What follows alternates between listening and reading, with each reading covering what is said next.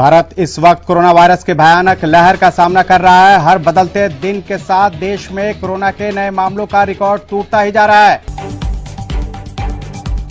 बीते 24 घंटे में भी भारत में रिकॉर्ड कोरोना के केस सामने आए हैं। सोमवार को भारत में कुल 3,52,991 कोरोना के नए केस दर्ज किए गए हैं, जो अब तक दुनिया में सबसे बड़ा आंकड़ा है।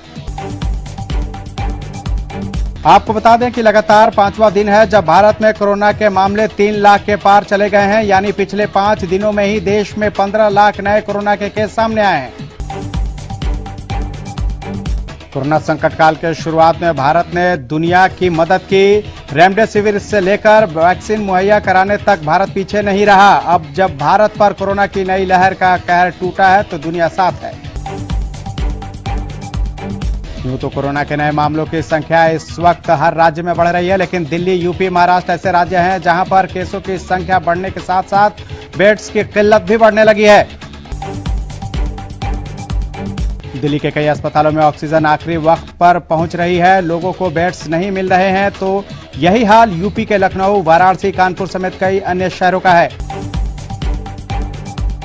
हरियाणा में कोरोना की रफ्तार हुई बेकाबू। बीते 24 घंटे में 10,985 नए मरीजों की हुई पहचान। एक ही दिन में कोरोना से 64 लोगों ने गंवाई जान। ऑक्सीजन की कमी को लेकर एक्शन मोड में मुख्यमंत्री मनोहर लाल पानीपत, हिसार और फरीदाबाद के प्लांटों का करेंगे दौरा। बोले, हमारे लिए हर हरियाणवी की जान है कीमती। हरियाणा में बढ़ते कोरोना संक्रमण के मामलों के मद्देनजर स्वास्थ्य मंत्री अनिल विज ने हरियाणा आईएमए से बड़ी अपील की है। अनिल विज ने आईएमए से अपील करते हुए कहा कि सरकार प्रदेश में जरूरत की जगहों पर अस्पताल बनाना चाहती है। खासतौर पर गुरुग्राम में सरकार अस्पताल स्थापित करना चाहती है। ऐसे में कई लोग 400 और 200 बेड के अस्पताल की व्यवस्था के लिए आगे भी आए हैं, लेकिन इन अस्पतालों के लिए सरकार को डॉक्टरों की जरूरत है, जिसके चलते विज ने आईएमए से डॉक्टर और पैरामेडिकल स्टाफ देने की अपील की। गुहाना में कोरोना संक्रमित मरीजों की बढ़ती संख्या को देखते हुए स्वास्थ्य विभाग ने वायरस फैलने से रोकने के लिए वैक्सीनेशन का कार्य तेज कर दिया है। कैंप में महिलाओं ने भी काफी उत्साह दिखाई दिया। बड़ी संख्या में महिलाएं भी टीका लगवाने के लिए कैंप में पहुंची। कोरोना वायरस के चलते देश के हालात बद से बदतर होते जा रहे हैं। पूरी तरह से बेकाबू हो चुकी कोरोना की दूसरी लहर ने पूरे देश को अपने कब्जे में ले लिया है।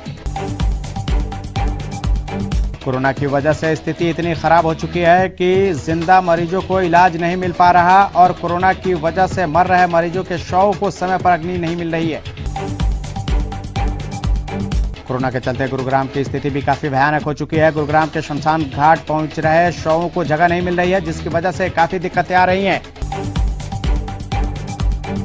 मृतकों के परिजन रीति रिवाज को भूलकर जैसे तैसे शवों को अग्नि दे रहे हैं। हालात इतने बुरे हो चुके हैं कि शवों का अंतिम संस्कार भी मानो कोरोना के इशारों पर किया जा रहा है। समय पर जगह नहीं मिलने के कारण कोरोना मरीज के शवों को परंपरा के खिलाफ जाकर रात के अंधेरे में अग्नि दी जा रही है। डिप्टी सीएम दुष्यंत चौटाला ने केंद्रीय मंत्री पीयूष गोयल को लिखा पत्र। कोरोना के इलाज के लिए आवश्यक वस्तुओं की आपूर्ति सुनिश्चित करने की मांग, आवश्यक दवाओं, ऑक्सीजन की कालाबाजारी पर सख्त कदम उठाने की मांग। प्रदेश में ऑक्सीजन खत्म होने से 9 लोगों ने गंवाई जान। रेवाड़ी में 5 और गुरुग्राम में 4 लोगों की मौत। कोरोना से मचा प्रदेश में हाहाकार। प्रदेश में नहीं थम रहा कोरोना से मौत का आंकड़ा। फतेहाबाद में 8, सिरसा में 7, फरीदाबाद में 7, पंचकुला में 3 लोगों की कोरोना से मौत। हरियाणा में इंजीनियरिंग कार्य के ठेकेदारों के लिए सुविधाएं बढ़ाने के साथ ही सरकार उनका एकाधिकार भी खत्म करेगी। ई टेंडरिंग प्रणाली में और अधिक पारदर्शिता लाई जाएगी।